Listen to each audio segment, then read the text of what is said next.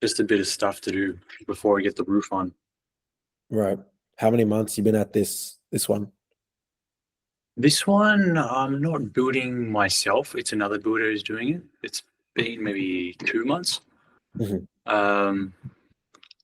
But yeah, I'm just trying to push it a little bit because maybe I might be going England. Dude, vibes. Yeah, Nice, we'll see. man. We see how we go. What time of year? Parents are definitely going. Mm. I'm maybe, yeah. What time of the year if it's a maybe? Because there's a wedding there, Right. so they're going for like a full month. Sheesh. So I said, don't take me out yet. Put me as a maybe. Fair. Nah, man, that's awesome. Regardless, that's awesome. England, I was there as a child, very Hmm. briefly, and there's a large Nigerian population in London and England. Oh yeah, Yeah. Are you aware of that? yeah, I am. Yeah. Yeah, so there's association there. There's a likelihood I'll be in Paris end of next year for a different business venture, but that is contingent upon me hitting the business goals for CB, as I told you, right? So you kind of got Yeah. to. So if not end the next year, then 2026, which is only 2 years away. It's not that long away. Yeah. I'll only be 26 by then. So whilst I'm down there, I might have to force England as well. Even though they're a bit far away from each other, I might as well force that. But They're like next door. Like people like on the weekend they go to Spain. Sometimes they go to France. Like it's not like Australia. They're very close. probably the flights are way cheaper as well on that side of the world between different countries. Or they take the train. Wow. Okay, I Yeah. didn't know that. Yeah, I was talking to this guy from Spain, and he's like, yeah, like sometimes on a weekend we'll just go to Germany, you know. I was like, oh, that's mad. That's a flex. Anyways, bro, so I've got the social media VA, right? Mhm. I'm looking for the SEO VA, but I'm finding that like the quality of the candidates, like compared to the social media, is different. Like a lot of these, I'm finding it a bit more difficult to find a good SEO person. Yep. So have you for SEO? Okay, so I'll give some context. SEO, because it's a very technical skill.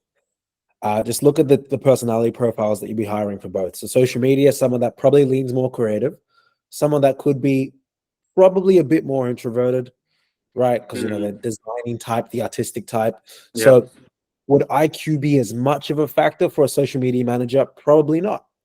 SEO, however, search engine optimization, playing with backlinking, Yeah. technical, making sure that you're manipulating the algorithm correctly without getting blacklisted from Google.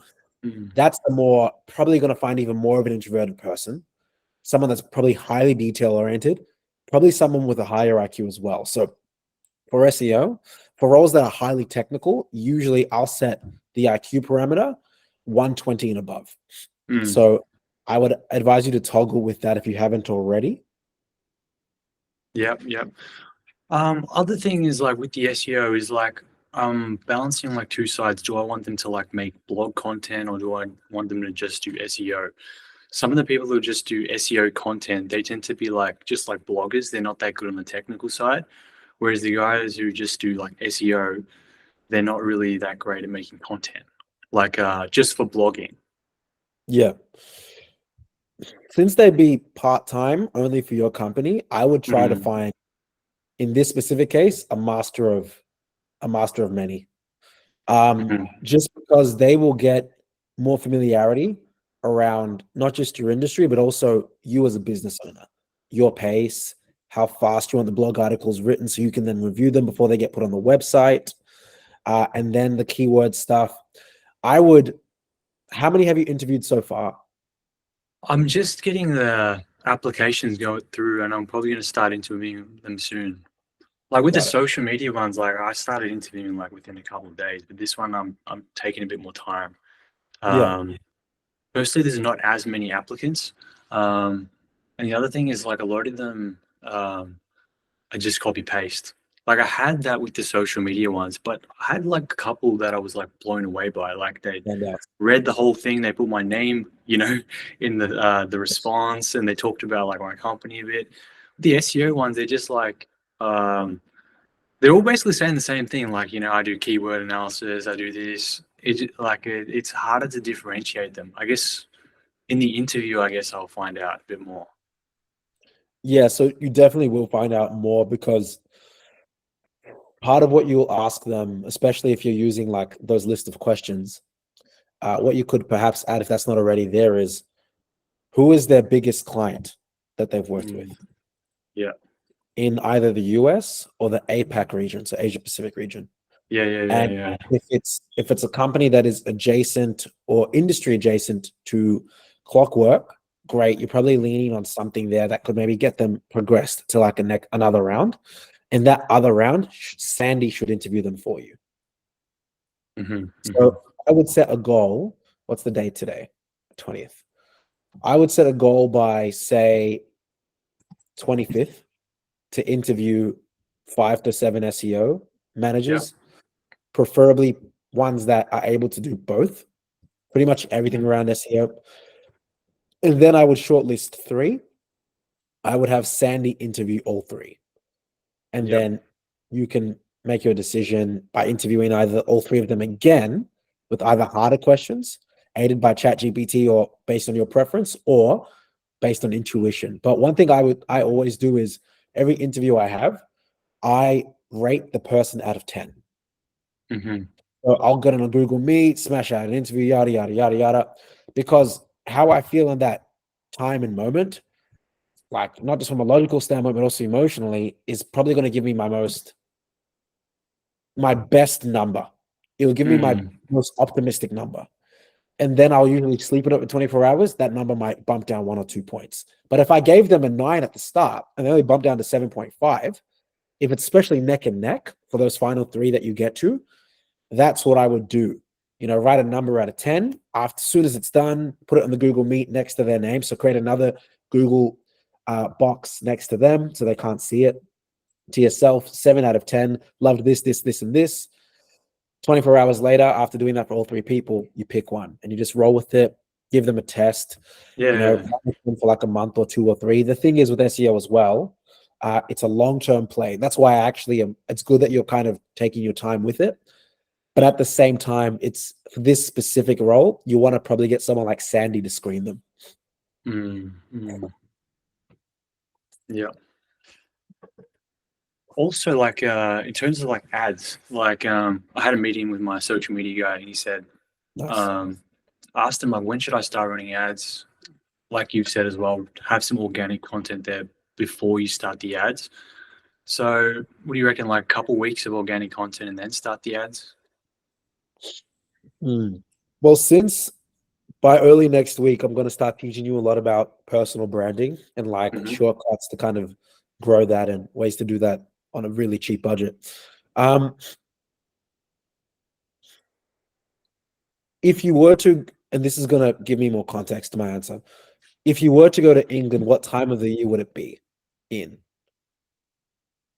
To be honest, it's not a priority. Like, obviously, Okay. my priority is like building my business up. Yeah. Okay, cool. If the priority is building your business, I would do a brief financial and I can show you how to do this if you need to. But Hmm. I would create a brief financial forecast with your business partner for Q2 of the year. Yep. Financial forecast between April and June in terms of discretionary advertising spend. Yep. Because that's within the next 2 to 3 weeks, we were going to show JJ and I, well, JJ probably already teased you a bit about it, but after personal brand stuff, it's how do you split test Google ads and Facebook ads the right way, like a scientist.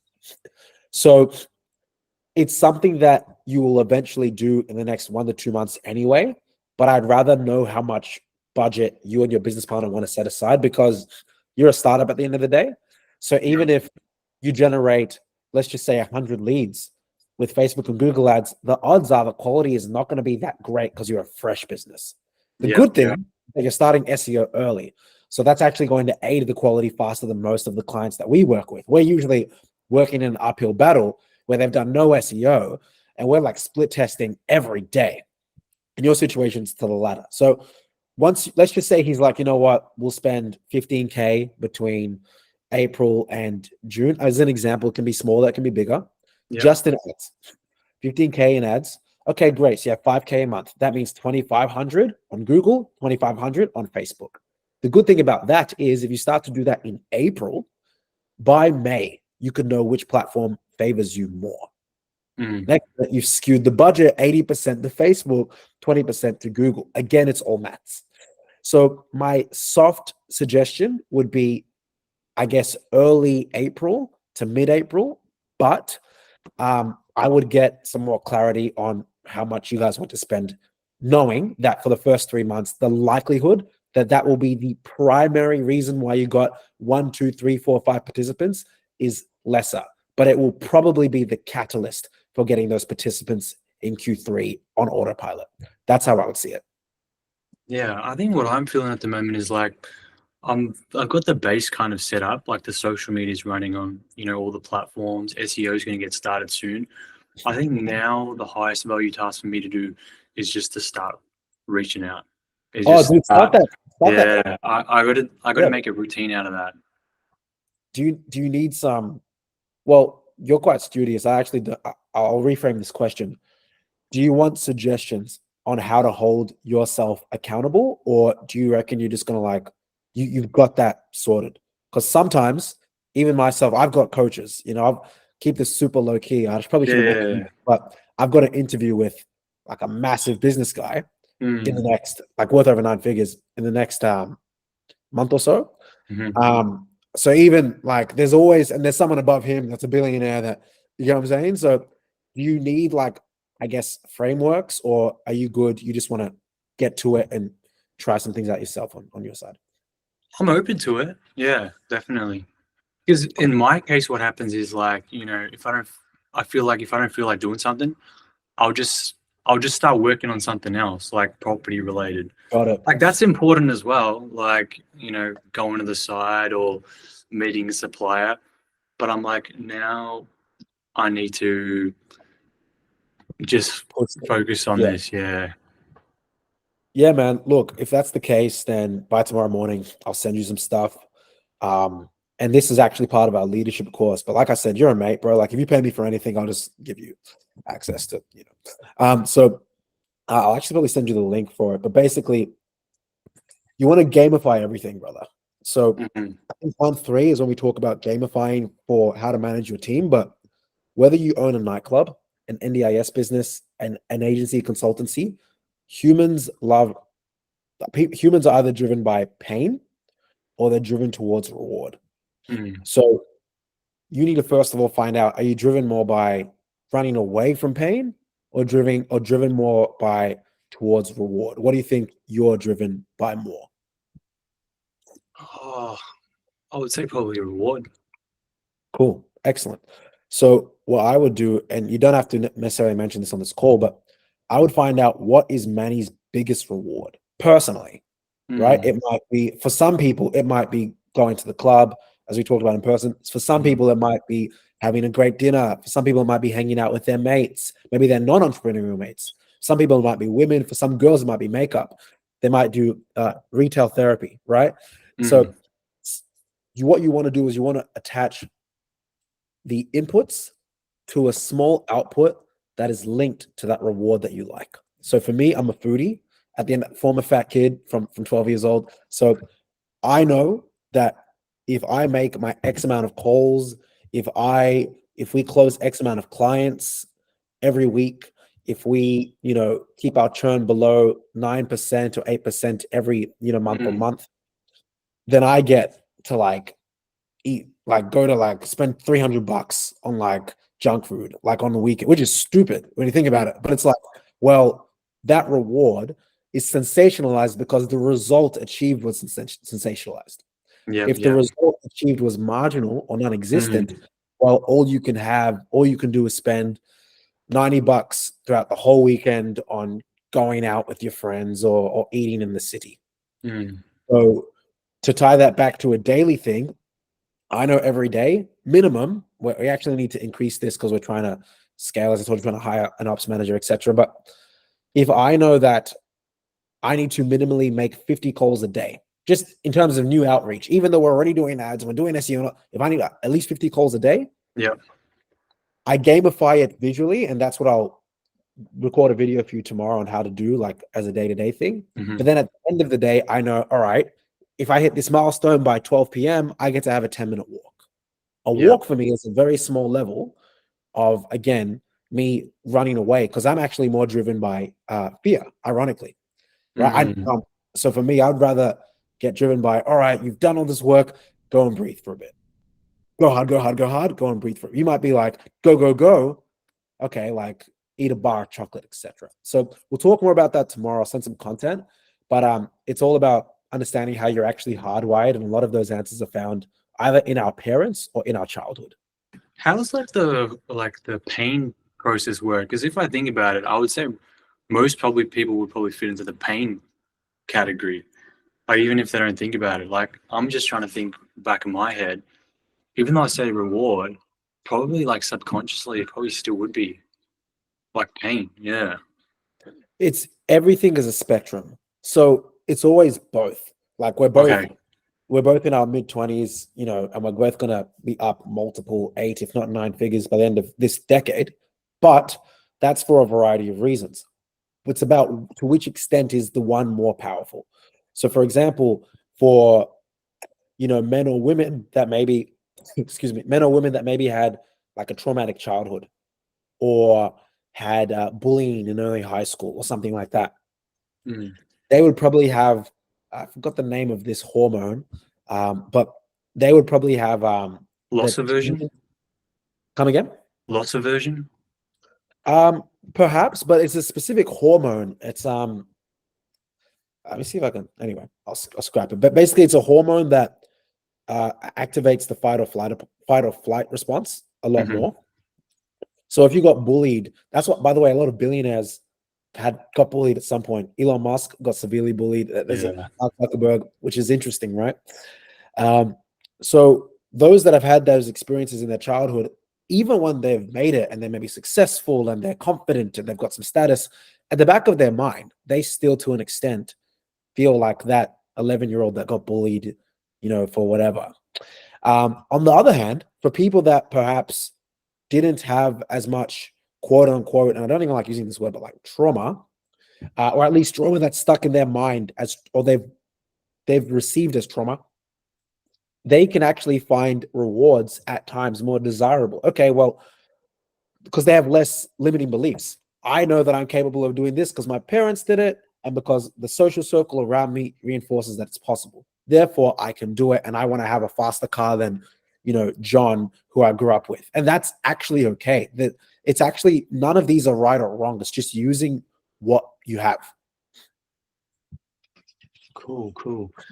And like, how did you start off with? Like now you're saying 50 calls a day. Like, you start off with 50, or did you start off with like 5 or 10 a day? Like, how did you work up to that?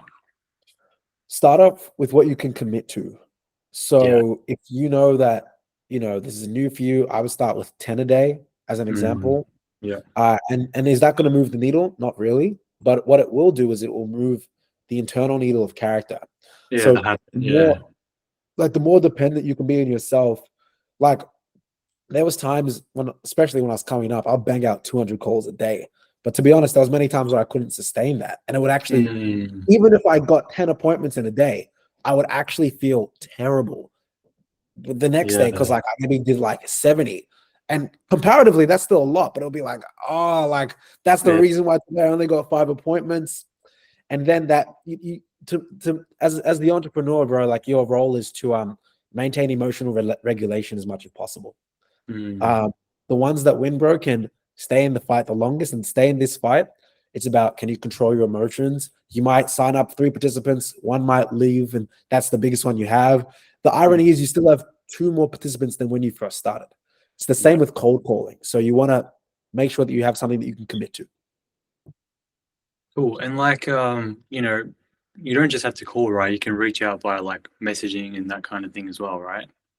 You can reach out by messaging, but think about it in terms of orders of magnitude. So if Manny's time, as an example, is worth $100 per hour, would it be viable for Manny to be writing up every email, or could he hire a VA to send out an email for him?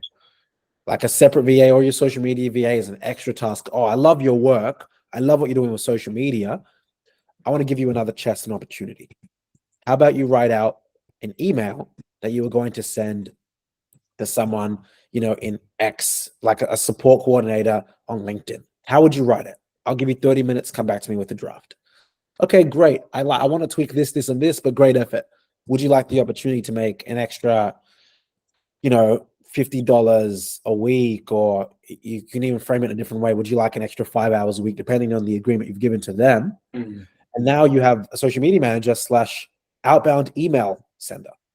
And by the way, I have this. I have someone that they're paid. Well, they do a lot. Like they'll send a couple hundred emails a day, but they're paid $750 Australian every single month. And they've been working with me for just over a year, just to send emails and then positive reply. Yeah. If you do want to go down that route, I can send through a video that will explain to you how to manage that with a VA. So how to set them up and how to get them to do it the right way, because that one does involve a little bit of you directing them the right way so they know how to hunt. So my guys, for example, how we got NDIS clients all around Australia, actually that specific derivative wasn't through ads, it was through primarily cold email. So what we did was she's been trained to reach out to NDIS providers on Instagram, Facebook, LinkedIn, and email. Yeah. And she target, again, mini community, mega community. She target Melbourne, all 4 platforms, reach outs. Smash through that. Sydney, all through. Now you can understand why we mainly do consulting for NDIS, right? Now, did that happen overnight? No, it took about 3 to 4 months, which now that I think about it, sounds faster than I articulate in my mind. But it's something that will save you a lot of time. And she didn't start off at $750 a month. She started off with like $250. She got better and she got more skilled. So what we're going to do is probably by the end of Q2, we're going to have another 2 or 3 people just underneath her that are junior email EDM stuff. So the structure you can definitely copy. And if you want to go down that route, you just let me know, like today or tonight or tomorrow or whenever, and I'll just send through how you want to manage that. That way they're not wasting your time, because they'll be like, oh, I took 20 minutes to write up one email. Dude, they're human. Like everyone's smart at the end of the day. Especially to us foreigners, bro.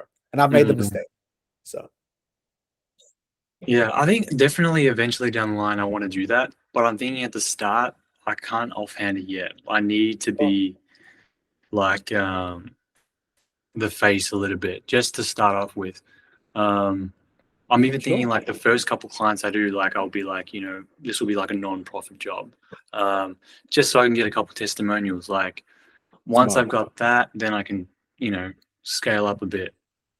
But what I would advise to you is to use LinkedIn as much as possible to do reach outs. Emails are going to be fantastic, but everyone gets an email, and many people get a LinkedIn message, but very few get a targeted LinkedIn personalized message.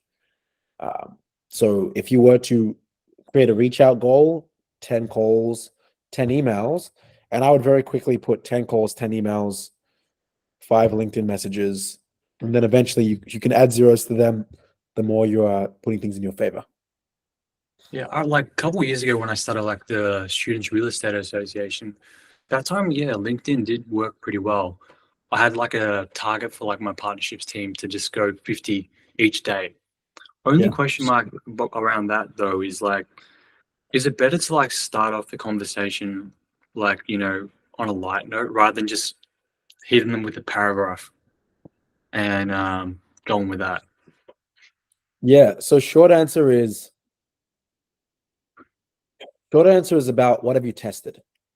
Because I could be genuine and disingenuous and be like, well, are most of our openers super short on LinkedIn? Yes. But a lot of our openers are long on email, but that's because I can reference like 10 to 15 NDIS clients off rip in an email. So what we do, and as you're starting to decipher, is you just want to test everything. So for 5 days, test one script.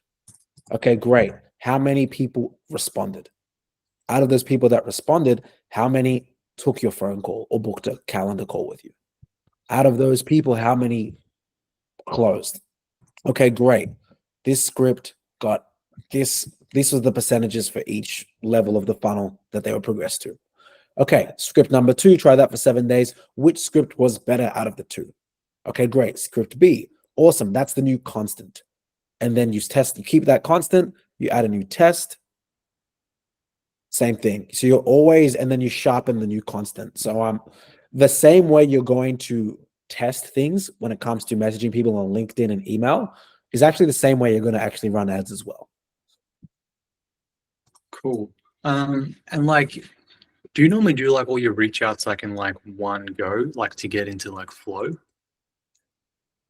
Again, you have to figure out how you're wired. Like for me, I'll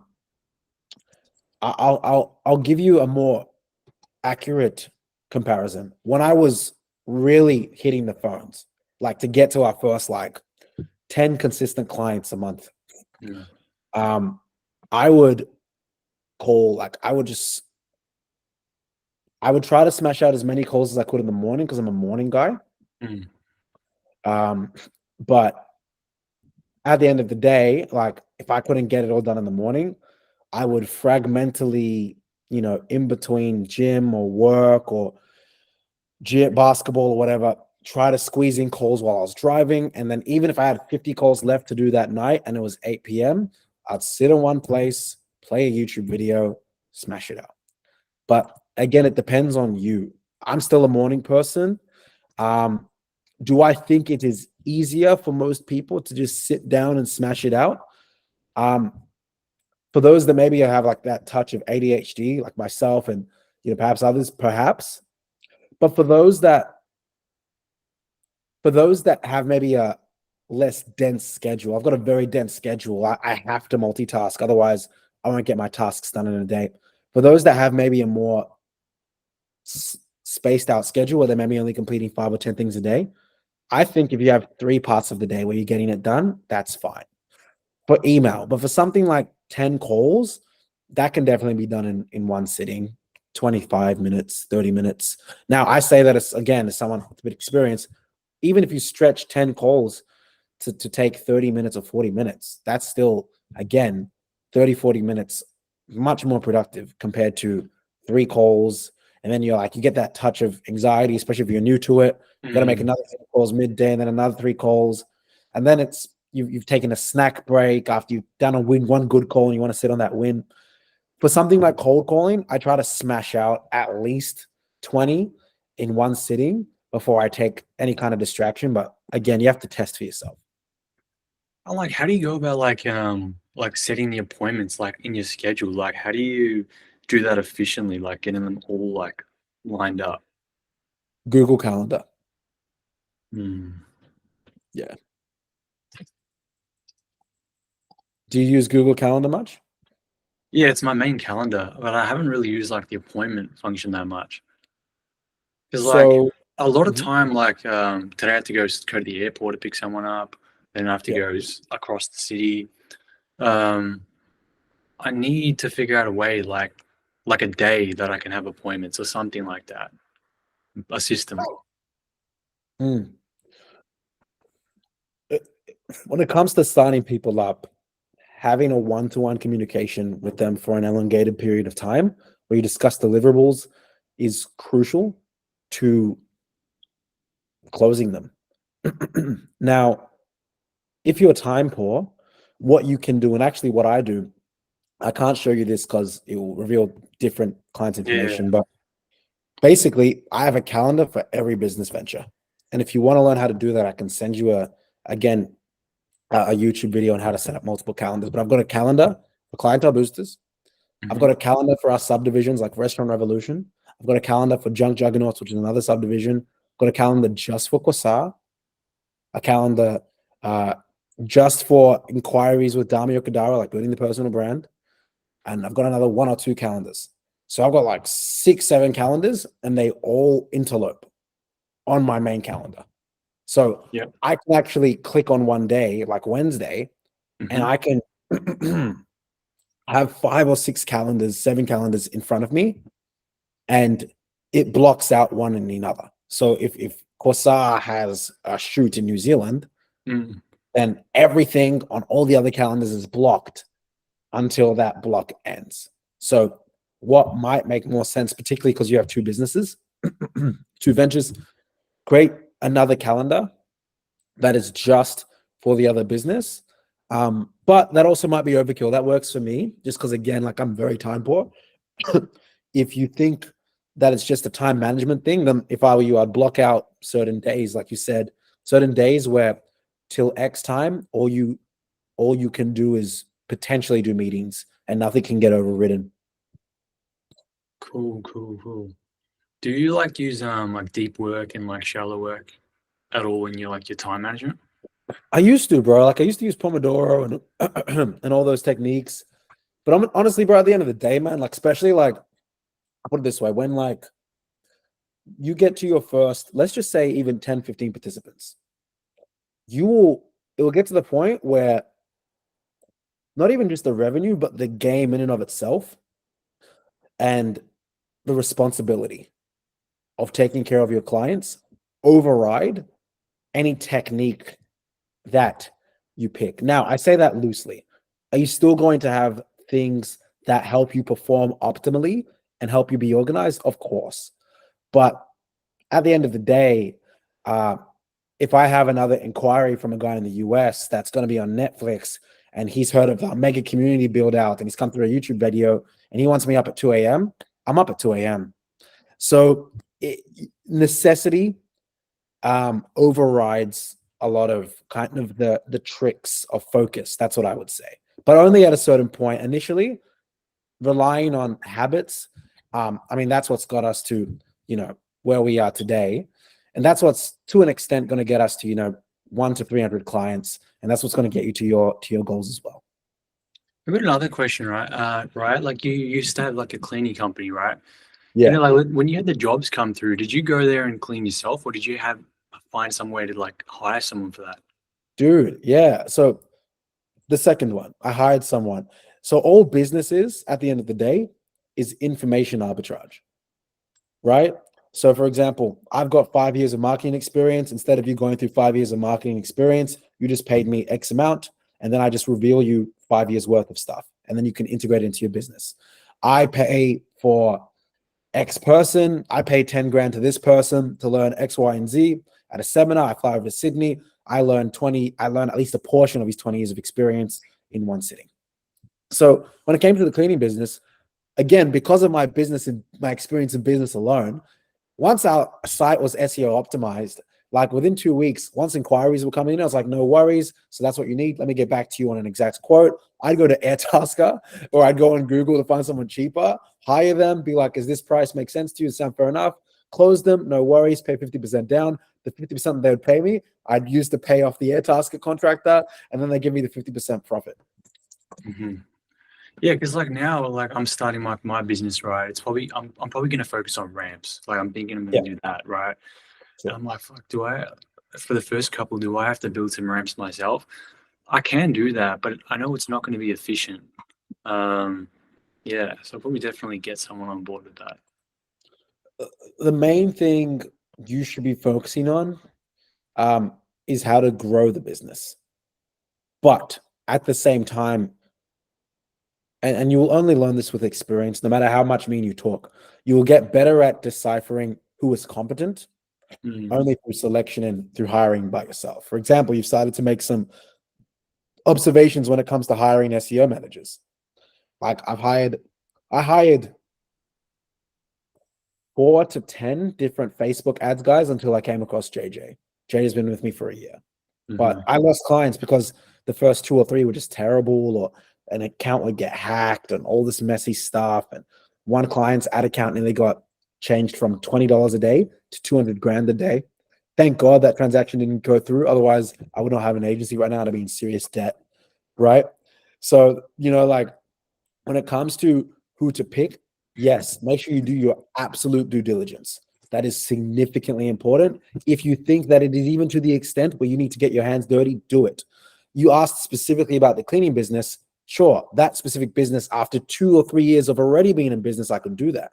But when I first started my agency, bro, like you can still look up old videos of me interviewing Foti with a slightly higher voice and shorter hair and mohawk and hem. Well, at that time, I was the one that was not only closing. Fortunately, I still had a business. It wasn't big, but I was still making a couple grand a month at least. But I was delivering, I was setting up the Facebook ads. I was running the ads. I was figuring out how SEO worked. I was figuring out how to write up LinkedIn blog articles and figuring out how to use social media platforms. I only started really, really leveraging contractors probably 2.5 years in running my own business. So Yeah. it's really going to be about how much trust you have in the person you've selected. Plus, do you believe in your ability to select competent talent? If not, there's nothing wrong with getting your hands a bit dirty so you at least know enough to hire the right person. Yeah. I think that's normally my approach as well. Yeah. Safe, bro. That's safe. That's so fine. And I think what I get from that also is like my first hire, may not be the best, but that's all right. Like you can't Yes. be a perfectionist with that. It's going to take a couple till I find out like, oh, this guy's good. I'll use this guy. Yes. Yeah. All right. I think maybe you're going to cover this pretty soon anyway, but like setting up like your mobile phone and stuff with Go High Level. Yeah. I'm probably looking to get like a O3 number. Do you reckon it's better for me to get the SMS number as well, or? It's you and your it's you and your business partner. So definitely go with your 3 number. Mhm. Again, it's about testing. So especially once ads are running for you, or once you realize you're getting organic inquiries, I would split test both. Does one make you seem more approachable? Does one, though, make you seem more professional? Again, who am I to say what works for me could potentially? Our agency, for the most part, through our website, you actually can't contact the number. So we're trying to actually make it harder to reach. I learned this from this 8-figure guy in the States. What agencies do, especially like the big boy agencies that charge like 10K a month, they make it really hard to work with them. By the time you get to the 4th, 5th closer, they're just like, just take my money, mate. You know what I mean? Yeah. Different business model. But if you go to my Facebook page, I just put my number. But again, that's worked to this level. I reckon we should probably split test now more of a company number. But in your situation, I would start with company, and then I would give it, what's the date there, 20th of March. I give something like that a good 45 days test once ads are running. So I'll test that 45 days from once ads are running. And then, or what you can even do better, you can have the same landing page, once landing pages are set it up, the same landing page with the only thing that's different is the number. Yeah. All right. I think that's most of my questions. Yeah. Thanks for the knowledge, bro. I love the way you're thinking, man. You're thinking like all I'll say is that time will tell. Like you're thinking very you're asking questions that are based on strategy. The only thing that I really want, I guess, to hear 2 weeks from now, at least call wise, we'll still be chatting in Slack tomorrow morning. Yeah. I want to hear about the action that you've been taking in terms of outbound. Yeah. Because bro, even me, bro, like, bro, I'm telling you right now, even when you see a Forbes article or whatever, 24, 25-year-old makes his first $1 to $2 million digital marketing, I will still be cold calling, bro. Yeah. I do not care. Like, so it's better to get into that game now, because truthfully, bro, like I've got another meeting with an NDIS client now, not someone that's getting Yeah. coached, but NDIS client around 7:30. He's in Sydney, and these guys, bro, like, a lot of the people in your space still don't cold call enough, straight up. Yeah. You can't be all cold calling and no, social media presence, and you can't be all social media. Like you got to join the two together. You got to join two together, but at the end of the day, all marketing is an exaggeration of communication. Social media, me and you are having a one-to-one chat. A cold call is a one-to-one chat. If you have 100 followers on Instagram, that's 1 to 100. Facebook ad 1 to 100K, a million. But what's the first layer? It's 1 to 1. So even if Facebook ads stopped or Google ads stopped or everything stopped today, I would still be like, okay, cool. As long as there's no COVID, or if it was COVID, I'd probably like slightly reframe my business model. But let's just say there's no COVID, but everything, internet stops. I would still be like, I can smoke these marketing guys because I have the balls to go back to making 250, 300 cold calls a day, to get back to like, 40, 50, 60, 70 grand a month in like a month. I can get there, met psychologically, right? So that's why I'm suggesting that the sooner you just get in the game, the better. Cool. All right. Yeah. A lot to think about, and a lot of action to take as well. Yeah, and we've talked about a lot. Like again, some of these, like, so basically we've nearly finished out building out our Skool group. So probably by April, I'll just add you into Skool, and you'll be able to have free access to other stuff as well. Just keep that obviously confidential, but you'll get insight into kind of like the infrastructure of different businesses, and even some clients that are happy to like share some of the intricacies. But basically, like, all of this you can rewatch, pinch from, because it's a lot of information, bro. And but at the end of the day, if everything defaults, all you need to think about is how can you take more action than you did yesterday. If you do that for a year, you'll be fine. Sweet. All right, man. Thank you so much, and I'll catch you around. My brother. Speak tomorrow. Take care. Yeah, buddy. Catch you.